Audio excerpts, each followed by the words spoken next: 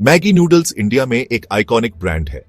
ये जनरेशन से लोगों का फेवरेट स्नैक रहा है। 1983 में लॉन्च होने के बाद मैगी कन्वीनियंस और टेस्ट का दूसरा नाम बन गई। इसका 2 मिनट कुकिंग टाइम और मसाला फ्लेवर बिजी फैमिलीज और स्टूडेंट्स के लिए परफेक्ट था। दशकों से मैगी इंडियन कल्चर का हिस्सा बन गई है। ये बस फूड ही नहीं, एक कल्चरल फिनोमिनन बन गई। लोगों के बचपन की मैगी से जुड़ी स्वीट मेमोरीज हैं। ये ज्यादातर इंडियंस का गो टू कंफर्ट फूड है। मैगी की सक्सेस का रीजन इसकी अफोर्डेबिलिटी और अवेलेबिलिटी है। ये देश के दूर दराज इलाकों तक पहुंच गई। ब्रांड के कैची जिंगल्स और रिलेटेबल एडवर्टाइजमेंट्स ने कस्टमर्स से इसका कनेक्शन और स्ट्रॉन्ग बना दिया। 2015 तक मैगी का इंस्टेंट नूडल्स मार्केट में 75% मार्केट शेयर था। ये हर घर का स्टेपल फूड और मिलियंस ऑफ इंडियंस के लिए ट्रस्ट का सिंबल बन गई थी। किसी को नहीं पता था कि एक बड़ा स्टॉर्म आने वाला है। द ईयर 2015 इस ब्रांड की रेजिलियंस का बिगेस्ट टेस्ट होने वाला था। मई 2015 में FSSAI या FSAI ने एक चौंकाने वाली अनाउंसमेंट की। टेस्ट्स में मैगी नूडल्स में लीड और MSG का हाई लेवल पाया गया था। इस न्यूज ने पूरे देश में शॉकवेव्स भेज दी। लीड एक टॉक्सिक मेटल है जो हेल्थ के लिए, खासकर बच्चों के लिए, हार्मफुल हो सकता है। MSG वैसे जनरली सेफ माना जाता है, लेकिन इसके पोटेंशियल हेल्थ इफेक्ट्स को लेकर कंट्रोवर्सी रही है। इस न्यूज से लोगों में पैनिक और आउटरेज फैल गया। FSSAI ने नेस्ले इंडिया, जो मैगी बनाती है, को मार्केट से सारे मैगी प्रोडक्ट्स वापस लेने का ऑर्डर दिया। ये डिसीजन अनप्रेसिडेंटेड था। इससे पूरे देश में मैगी नूडल्स की सेल पर बैन लग गया।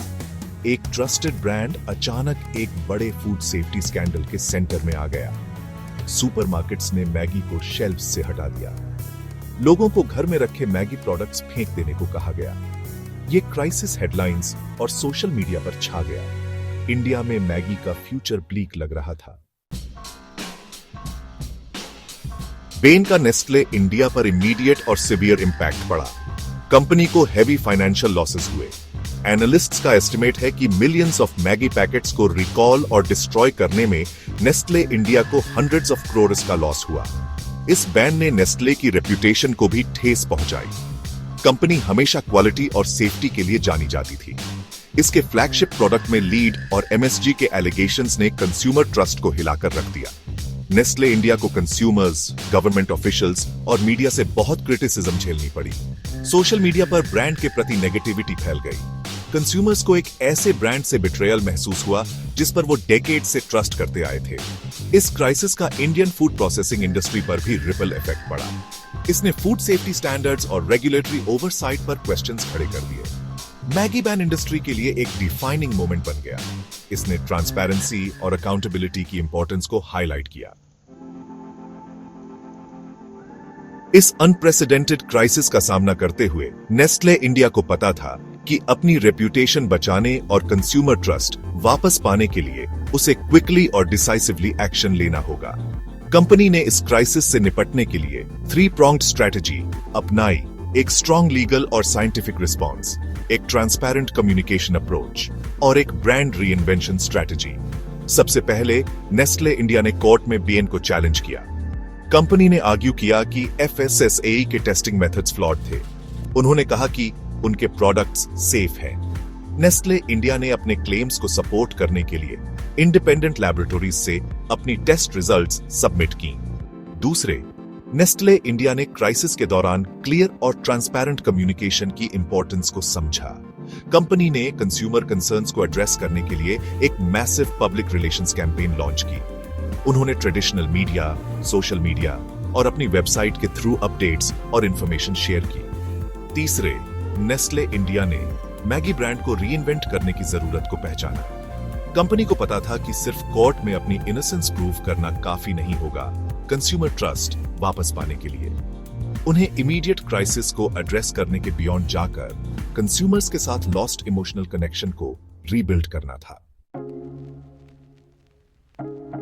Section 5 Communication is key, transparency and rebuilding trust.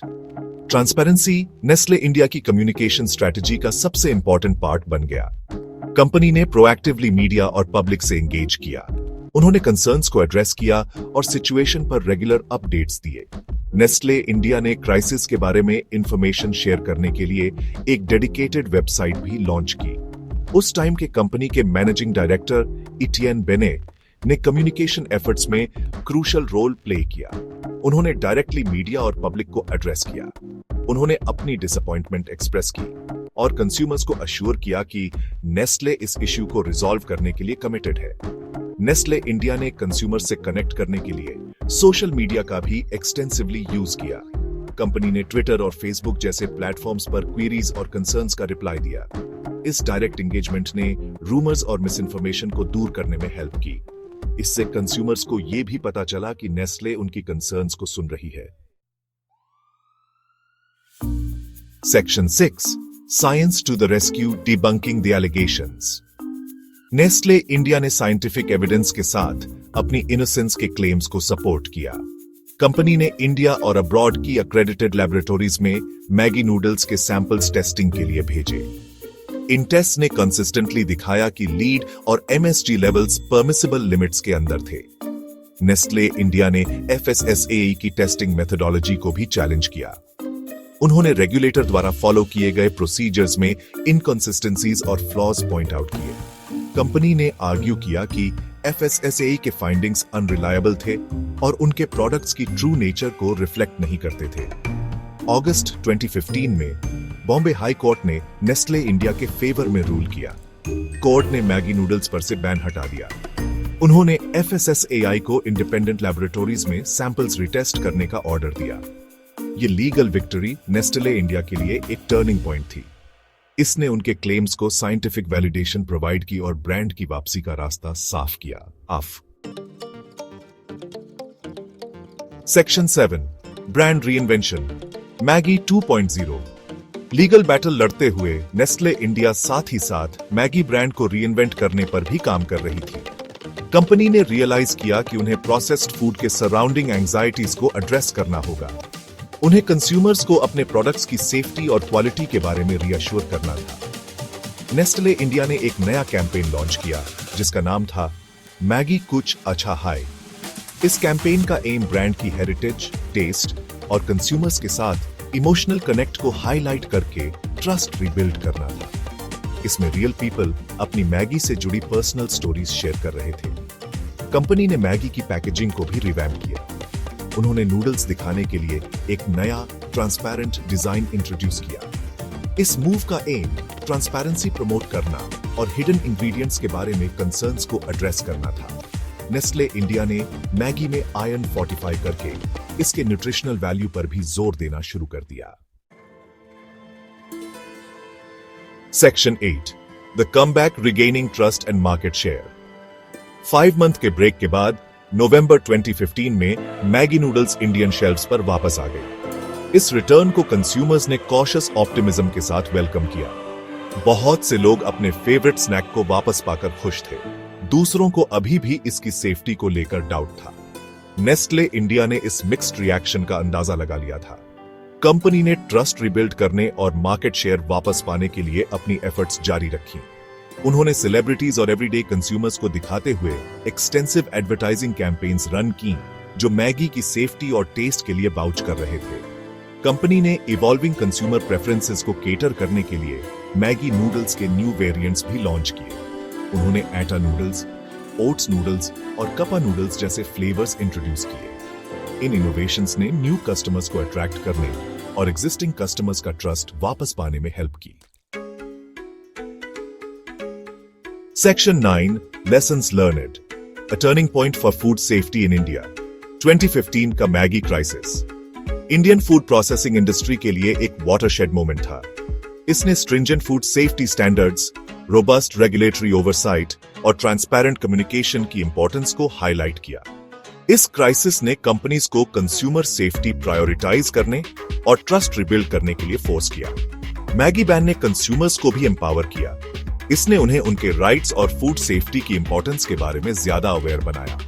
Consumers products को लेकर ज्यादा डिसर्निंग हो गए। उन्होंने फूड कंपनीज से ज्यादा ट्रांसपेरेंसी और अकाउंटेबिलिटी डिमांड की। नेस्ले इंडिया के लिए ये क्राइसिस रेजिलियंस, क्राइसिस मैनेजमेंट और कंज्यूमर ट्रस्ट की इंपॉर्टेंस का लेसन था।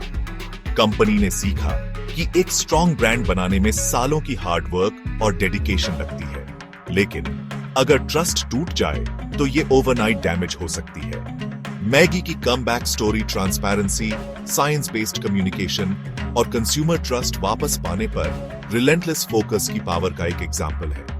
ये एक ऐसी स्टोरी है जिसमें हर इंडस्ट्री के ब्रांड्स और बिजनेसेस के लिए वैल्यूएबल लेसन्स हैं।